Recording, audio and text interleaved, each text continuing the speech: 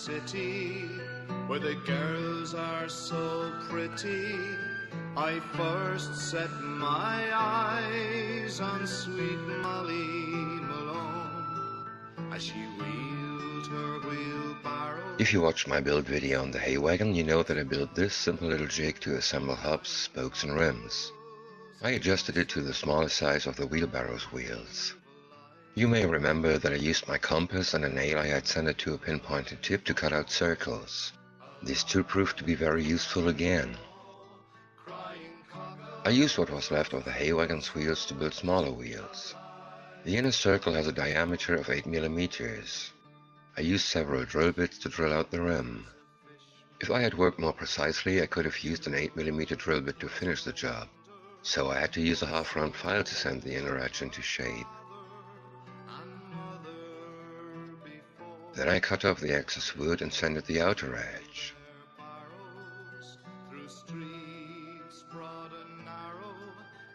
I put the rims into the jig and marked the positions for the spokes. For these wheels, 6 spokes were enough. Now it was time to build the hubs.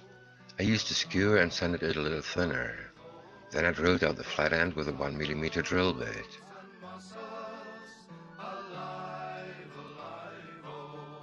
Checking with the jig. Perfect. I cut off 2 pieces of 4 mm. As with the hay wagon, I used toothpicks for the spokes. I cut off 12 tips. 6 each were glued to the hubs and 1/2 of the rims. I used CA glue. Then the second halves of the rims were glued into place. I wasn't really happy when I found out that the hubs were slightly off-center. I'd have to hide that somehow because I didn't want to build the wheels again.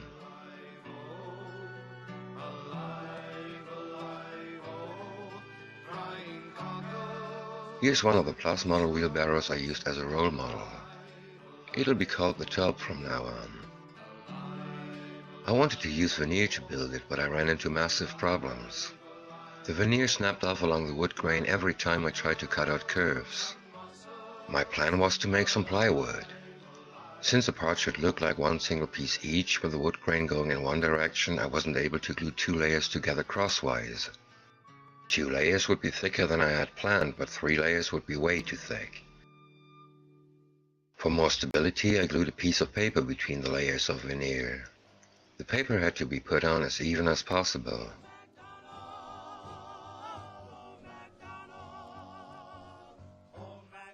Then the second wooden layer was glued into place and it was put aside to cure beneath a couple of heavy books. It took almost 3 days to cure completely.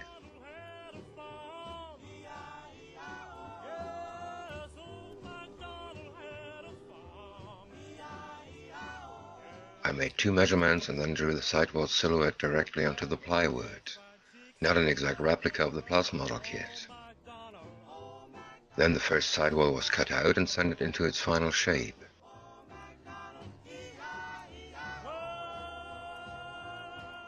The sidewall was used as template for the second part.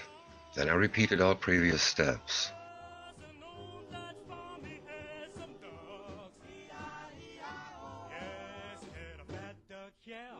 I marked the positions for front and rear wall.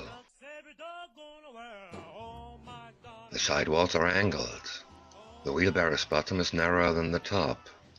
That meant building front and rear wall accordingly.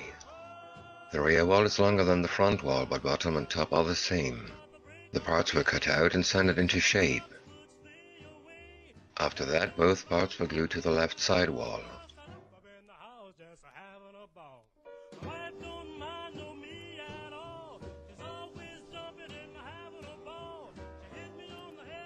The tub's bottom was cut out and the edges were sanded into matching angles for the vertical parts. Well, almost vertical.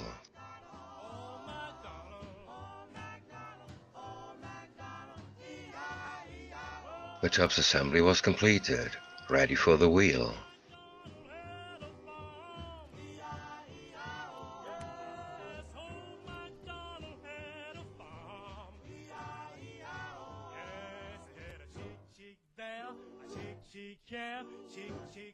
Chic everywhere. Oh, McDonald.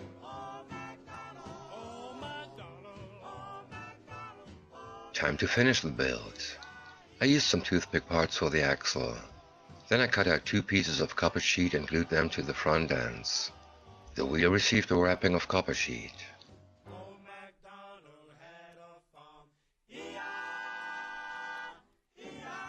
All that was left to do was adding 2 cross members to the bottom. Hey man, guess what? What's that, Pops? I met a chick. Oh yeah, what kind of chick? Real chick. A real chick? Yeah. How old is she? 16. Since the wheelbarrow isn't supposed to be brand new, I damaged the top edges to give it a used look. Hey boy, don't you harm that bird. Don't you dare to try. Start releasing that chicken or you'll get a licking. Chick's too young to fry. Say boy, better take my word. Here's the reason why. Beat her steady till she gets ready. That chick's Here we have the second PlusModel wheelbarrow. It's a flatbed version and I refer to it as the ladder. Except for the wheel and the quarter circle boards, all wooden parts are balsa.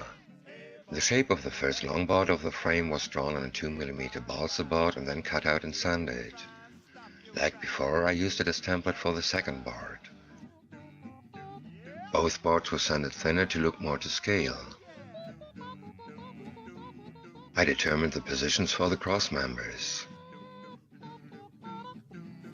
I cut 5 1mm wide cross members from the 2mm balsa board. Then they were glued to the long boards.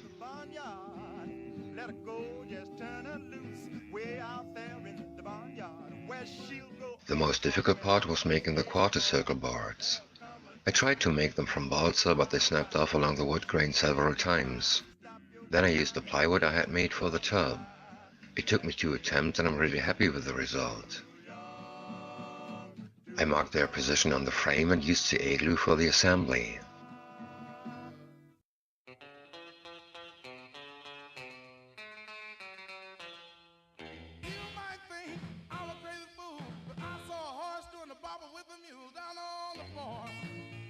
I made 4 more cross members and glued them into place.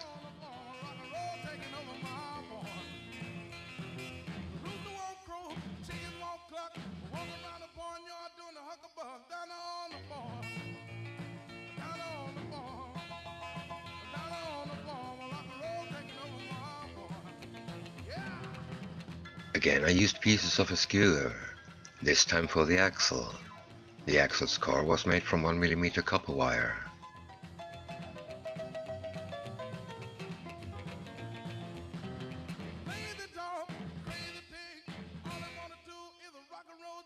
Pieces of 0.2mm copper sheet represent the steel ribbons that were used to attach the axle to the actual wheelbarrow.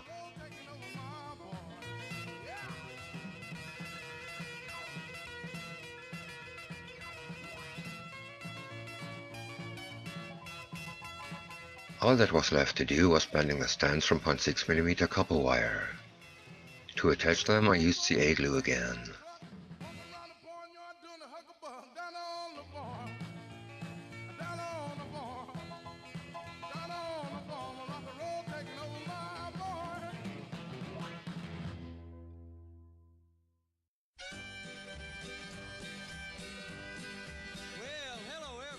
I used decanted and diluted Tamiya surface primer for all metal parts. It was applied by brush.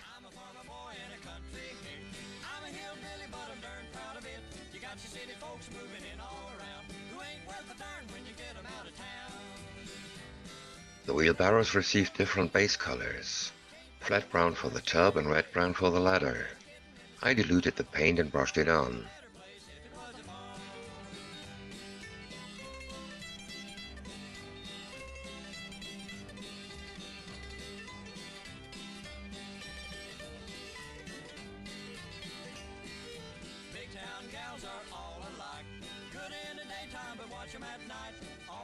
Then both wheelbarrows were given a lighter shade.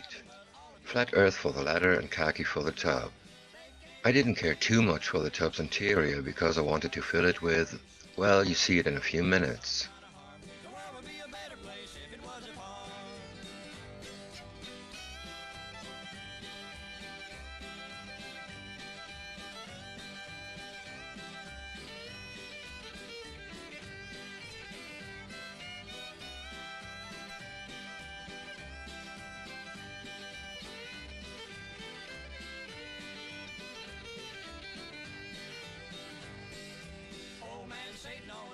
flat clear coat finished the first part of the paint job.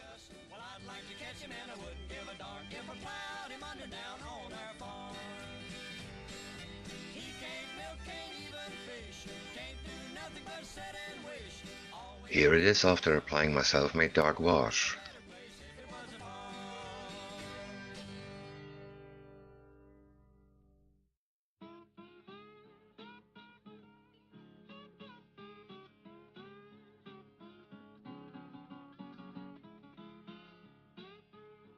I can't get my milk in the morning. I can't get my cream no more. I can't get my milk in the morning. Can't get my cream no more.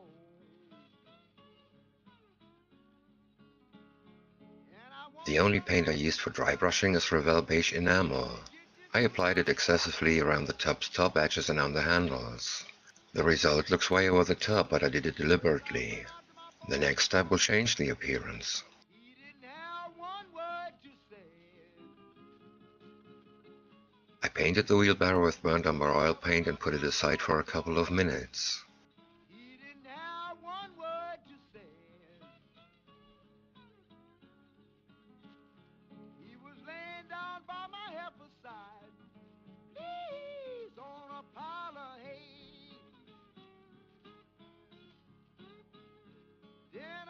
Then I used a white brush to remove the excess oil paint. The paint remained in all recessed areas. The damaged edges and worn handles look darker now, and that's exactly what I wanted to achieve. And I hung my head and cried. Said I feel so lonesome. I ain't got my heifer by my side. There is nothing that I could do for that old bull that she rolled me. There is nothing that I could do for that old bull that she rolled me. When I get myself another heifer, I'm gonna move back to Tennessee. The ladder also received my dark wash. The left handle snapped off because I didn't handle it carefully enough. I just can't stand the way she do. Says I'm still in love with my I glued it back into place after the turpentine had evaporated. The ladder had to be complete before dry brushing. I don't mind her drinking her whiskey, but please don't ballyhoo. Again, I only used Revell beige for dry brushing. More wasn't necessary to bring out the wood grain. One stand popped off and had to be glued back into place. I will sing a little song, but it ain't very long, about a lazy farmer wouldn't hoe his corn, and why it was I never could tell, for that young man was always well. That young man was always well.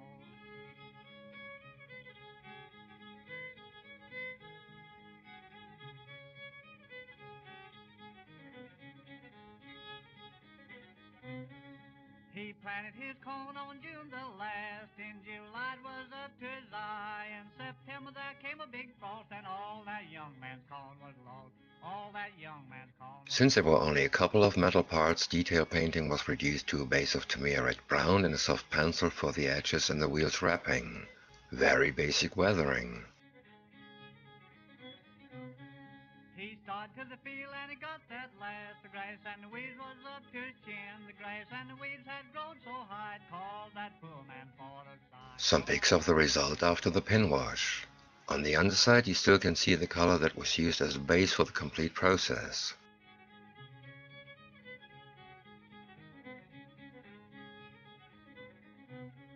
And here's the stuff I used as load for the tub.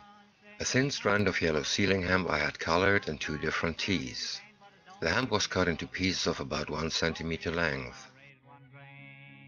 I used PVA glue to attach the first layer.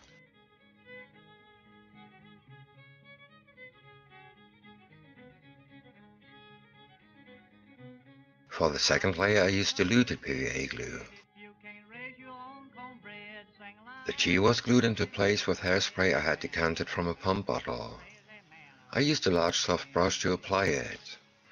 I should have been careful. I spilled a bit of hairspray and it damaged the paint job. I don't know what's in it, but after that happened I wouldn't recommend the use of hairspray for hairdressers anymore. And here you have it, a wheelbarrow filled with manure. I used my dark wash on the areas that were damaged by the hairspray. Now it looks more like manure has run down the sidewalls. We don't make mistakes, we only have happy accidents.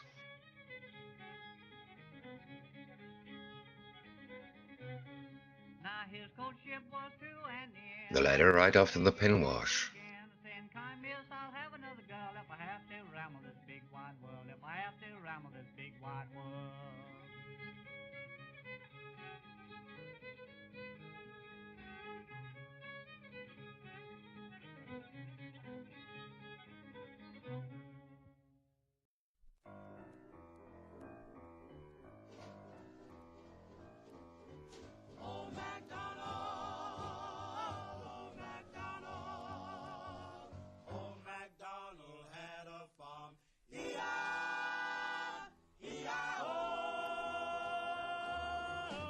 I needed a fork for the tub, but I didn't have one. After thinking about it, I just used a toothpick and some burnt umber oil paint. After blending and drying, it was glued to the tub's load. Who wouldn't believe that there really is a fork? I am happy with that cheap solution.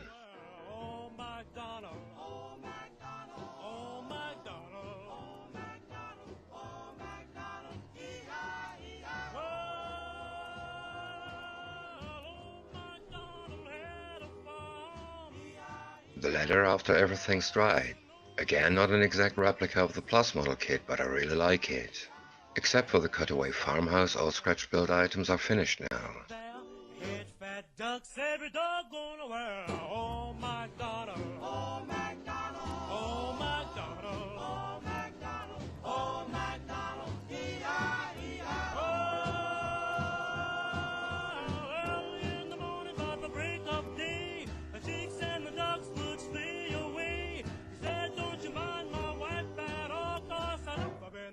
Just having a ball.